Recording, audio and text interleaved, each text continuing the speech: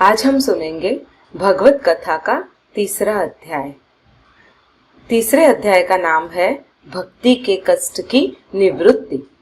नारद जी कहते हैं, अब मैं भक्ति, ज्ञान और वैराग्य को स्थापित करने के लिए प्रयत्न पूर्वक श्री सुखदेव जी के कहे हुए भगवत शास्त्र की कथा द्वारा उज्जवल ज्ञान यज्ञ करूंगा। यह यज्ञ मुझे कहाँ करना चाहिए, आप इसके लिए कोई स्थान बता दीजिए।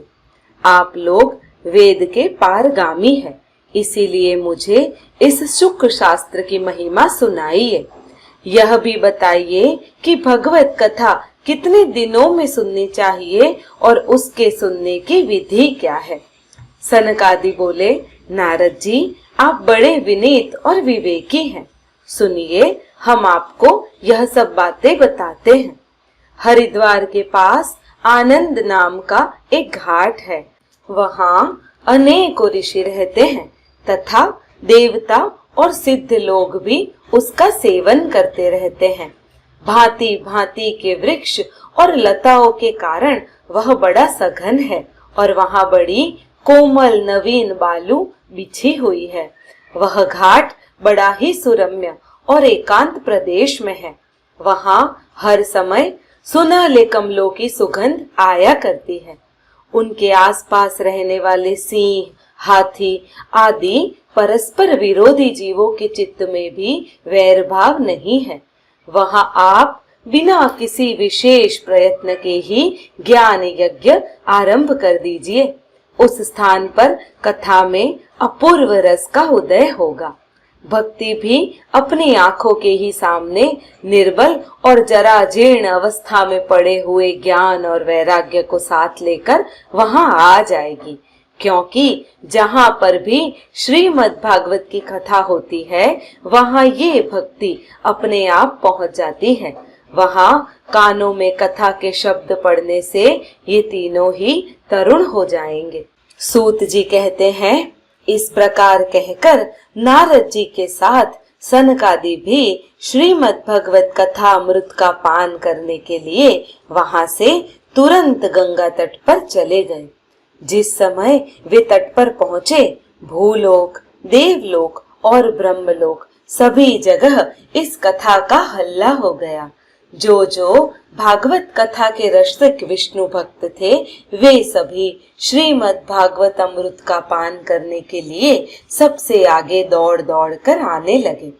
भृगु, वशिष्ठ, च्यवन, गौतम, मेघातिथि, देवल, देवरात, परशुराम, विश्वामित्र, शाकल, मार्कंडेय, दत्तात्रेय, पिप्पलाद, योगेश्वर व्यास और पराशर, छाया शुक, जाजली और जादू सभी प्रधान प्रधान मुनिगण अपने अपने पुत्र, शिष्य और स्त्रियों समेत बड़े प्रेम से वहां आए।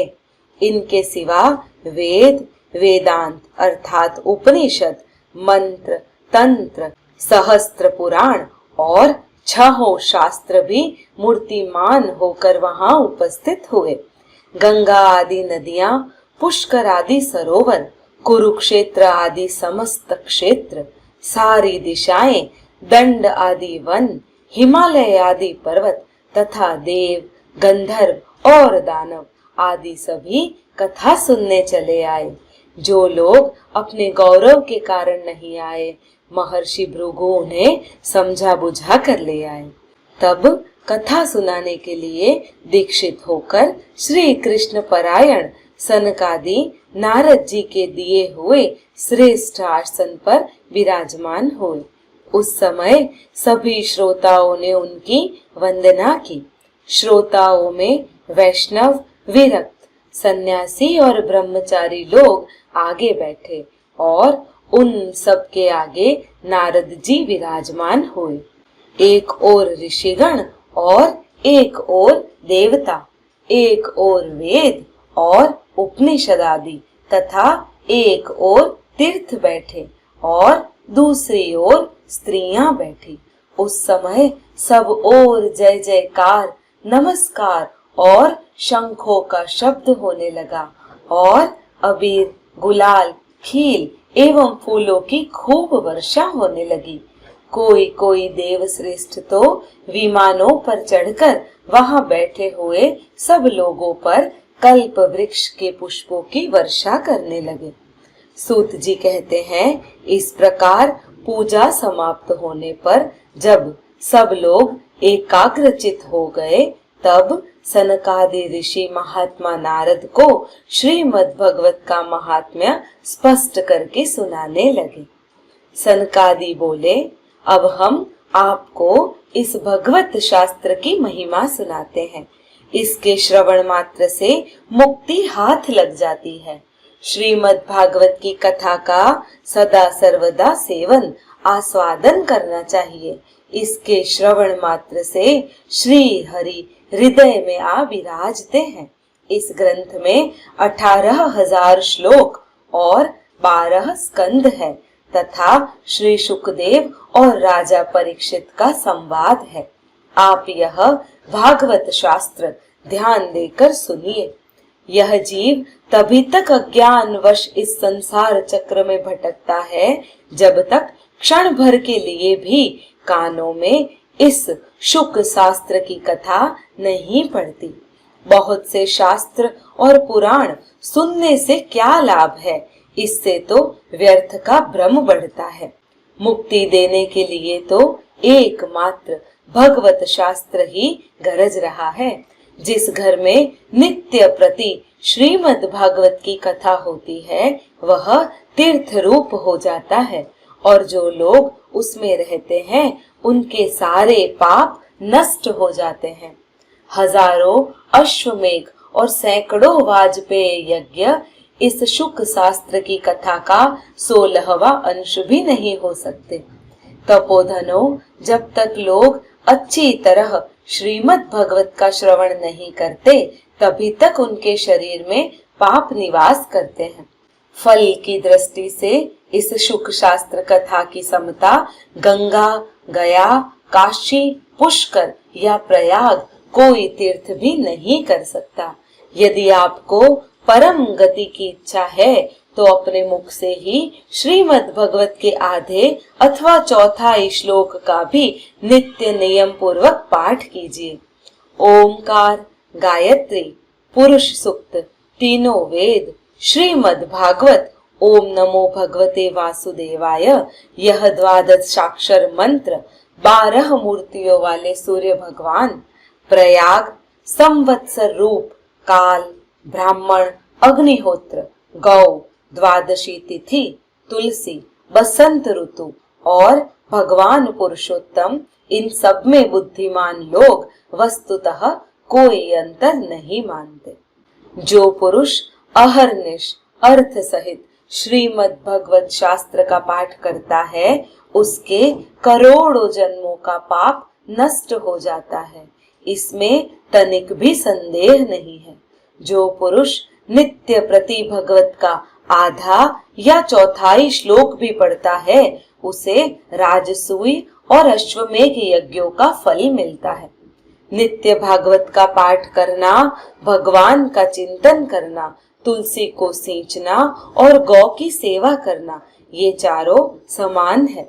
जो पुरुष अंत समय में श्रीमद् भगवत का वाक्य सुन लेता है उस पर प्रसन्न होकर भगवान उसे वैकुंठ धाम दे देते हैं। जो पुरुष इसे सोने के सिंहासन पर रखकर विष्णु भक्त को दान करता है वह अवश्य ही भगवान का सायुज्य प्राप्त करता है। जिस दुष्ट ने अपनी सारी आयु में चित्त को एकाग्र करके श्रीमद् भगवत अमृत का थोड़ा सा भी रसास्वादन नहीं किया उसने तो अपना सारा जन्म चांडाल और गधे के समान व्यर्थ ही गवा दिया। वह तो अपनी माता को प्रसव पीड़ा पहुंचाने के लिए ही उत्पन्न हुआ। जिसने इस शुक शास्त्र के थोड़े से भी वचन नहीं सुने वह पापात्मा तो जीता हुआ भी मुर्दे के समान है। पृथ्वी के भार स्वरूप उस पशु तुल्य मनुष्य को धिक्कार है। यों स्वर्ग लोक में देवताओं में प्रधान इंद्रादि भी कहा करते हैं। संसार में श्रीमद् भागवत की कथा का मिलना अवश्य ही कठिन है। जब करोड़ों जन्मों का पुण्य होता है तभी इसकी प्राप्ति होती है। नारद जी, आप बड़े ही बुद्धिमान और योग निधि है। आप प्रयत्न पूर्वक कथा का श्रवण कीजिए। इसे सुनने के लिए दिनों का कोई नियम नहीं है। इसे तो सर्वदा ही सुनना अच्छा है। इसे सत्य भाषण और ब्रह्मचर्य पालन पूर्वक सदा ही सुनना श्रेष्ठ माना गया है, किंतु कलयुग में ऐसा होना कठिन है। इसीलिए इसकी शुकदेव जी ने जो विशेष विधि बताई है वह जान लेनी चाहिए। कलयुग में बहुत दिनों तक चित्त की वृत्तियों को वश में रखना, नियमों में बंधे रहना और किसी पुण्य कार्य के लिए दीक्षित रहना कठिन है। इसीलिए सप्ताह श्रवण की विधि है। श्रद्धा पूर्वक कभी भी श्रवण करने से अथवा माघ मास में श्रवण करने से जो फल होता है वही फल श्री शुकदेव जी ने सप्ताह श्रवण में निर्धारित किया है। मन के असंशय, रोगों की बहुलता और आयु की अल्पता के कारण तथा कलयुग में अनेकों दोषों की संभावना से ही सप्ताह श्रवण का विधान किया गया है। जो फल तप, योग और समाधि से भी प्राप्त नहीं हो सकता, वह सर्वांग रूप में सप्ताह श्रवण से सहज में ही मिल जाता है। सप्ताह श्रवण यज्ञ से बढ़कर है, व्रत से बढ़कर है, तप से कहीं बढ़कर है, तीर्थ सेवन से तो सदा ही बड़ा है, योग से बढ़कर है, यहाँ तक कि ध्यान और ज्ञान से भी बढ़कर है। अजी इसकी विशेषता कहाँ तक वर्णन करे, यह तो सभी से बढ़ चढ़कर है। शौनक जी ने पूछा, सूत जी, यह तो आपने बड़े आश्चर्य की बात कही। अवश्य ही यह भगवत पुराण योगवेता ब्रह्मा जी के भी आदि कारण श्री नारायण का निरूपण करता है, परंतु यह मोक्ष की प्राप्ति में ज्ञानादि सभी साधनों का तिरस्कार करके इस युग में उससे भी कैसे बढ़ गया। सूत जी ने कहा, शौनक जी, जब भगवान श्री कृष्ण इस धराधाम को छोड़कर अपने नित्य धाम को जाने लगे, तब उनके मुखारविंद से एकादश स्कंद का ज्ञानोपदेश सुनकर भी उद्धव जी ने पूछा। वे बोले, गोविंद, अब आप तो अपने भक्तों का कार्य करके परम धाम को पधारना चाहते हैं, किंतु मेरे मन में एक बड़ी चिंता है। उसे सुनकर आप मुझे शांत कीजिए। अब घोर कलिकाल आया ही समझिए। इसीलिए संसार में फिर अनेकों दुष्ट प्रकट हो जाएंगे। उसके संसर्ग से जब अनेकों सत्पुरुष भी उग्र प्रकृति के हो जाएंगे, तब उनके भार से दबकर यह गो रूपिणी पृथ्वी किसके शरण जाएगी। हे कमल नयन, मुझे तो आपको छोड़कर इसकी रक्षा करने वाला कोई दूसरा नहीं दिखाई देता। इसीलिए हे भक्त वत्सल, आप साधुओं पर कृपा करके यहाँ से मत जाइए। भगवन, आपने निराकार और चिन्ह मात्र होकर भी भक्तों के लिए ही तो यह सगुण रूप धारण किया है। फिर भला आपका वियोग होने पर वे भक्तजन पृथ्वी पर कैसे रह सकेंगे।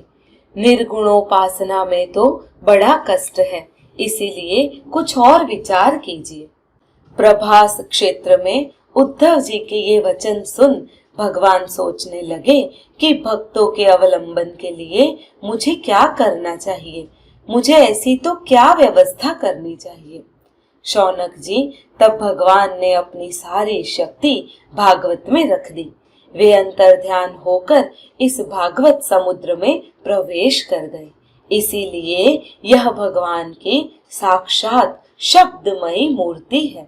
इसके सेवन, श्रवण, पाठ अथवा दर्शन से ही मनुष्य के सारे पाप नष्ट हो जाते हैं। इसी से इसका सप्ताह श्रवण सबसे बढ़कर माना गया है। और कलियुग में तो अन्य सब साधनों को छोड़कर यही प्रधान धर्म बताया गया है। कली काल में यही ऐसा धर्म है जो दुख, दरिद्रता, दुर्भाग्य और पापों की सफाई कर देता है तथा काम क्रोध आदि शत्रुओं पर विजय दिलाता है। अन्यथा भगवान की इस माया से पीछा छुड़ाना देवताओं के लिए भी कठिन है। मनुष्य तो इसे छोड़ ही कैसे सकते हैं। अतः इससे छूटने के लिए भी सप्ताह श्रवण का विधान किया गया है। सूत जी कहते हैं, शौनक जी, जिस समय सनकादि मुनीश्वर इस प्रकार सप्ताह श्रवण की महिमा का बखान कर रहे थे, उस सभा में एक बड़ा आश्चर्य हुआ। उसमें मैं तुम्हें बतलाता हूँ तो सुनो। वहां तरुणावस्था को प्राप्त हुई और अपने दोनों पुत्रों को साथ लिए विशुद्ध प्रेम रूपा भक्ति बार बार श्री कृष्ण, गोविंद, हरे, मुरारे, हे नाथ, नारायण, वासुदेव आदि भगवान नामों का उच्चारण करती हुई अकस्मात प्रकट हो गई। सभी सदस्यों ने देखा कि परम सुंदरी भक्ति रानी भगवत के अर्थों का आभूषण पहने वहां पधारी है। मुनियों की उस सभा में सभी यह तर्क वितर्क करने लगे कि ये कहां से आई, कैसे प्रविष्ट हुई। तब सनकादि ने कहा, हे भक्ति देवी, अभी अभी कथा के अर्थ से निकली है। उनके ये वचन सुन भक्ति ने अपने पुत्रों समेत अत्यंत विनम्र होकर सनत कुमार जी से कहा, मैं कलयुग में नाश प्राय हो गई थी। आपने कथा अमृत से सींचकर मुझे फिर पुष्ट कर दिया। अब आप यह बताइए मैं कहाँ रहूं। यह सुनकर सनकादि ने उनसे कहा, तुम भक्तों को भगवान का स्वरूप प्रदान करने वाली, अनन्य प्रेमा संपादन करने वाली और संसार रोग को निर्मूल करने वाली हो। अतः तुम धैर्य धारण करके नित्य निरंतर विष्णु भक्तों के हृदय में ही निवास करो। ये कलयुग के दोष भले ही सारे संसार पर अपना प्रभाव डाले, किंतु वहां तुम पर इनकी दृष्टि भी नहीं पड़ सकेगी। इस प्रकार उनकी आज्ञा पाते ही भक्ति तुरंत भगवत भक्तों के हृदय में जा विराजी। जिनके हृदय में एकमात्र श्री हरि की भक्ति निवास करती है, वे त्रिलोकी में अत्यंत निर्धन होने पर भी परम धन्य है, क्योंकि इस भक्ति की डोरी से बंधकर तो साक्षात भगवान भी अपना परम धाम छोड़कर उनके हृदय में आके बस जाते हैं। भूलोक में यह भागवत साक्षात परब्रह्म का विग्रह है। हम इसकी महिमा कहाँ तक वर्णन करें। इसका आश्रय लेकर इसे सुनाने से तो सुनने और सुनाने वाले दोनों ही भगवान श्री कृष्ण की समता को प्राप्त हो जाते हैं। अतः इसे छोड़कर अन्य धर्मों से क्या प्रयोजन है। अतः तीसरा अध्याय श्री भगवत महापुराण का संपूर्ण हुआ। बोलो ओम नमो भगवते वासुदेवाय।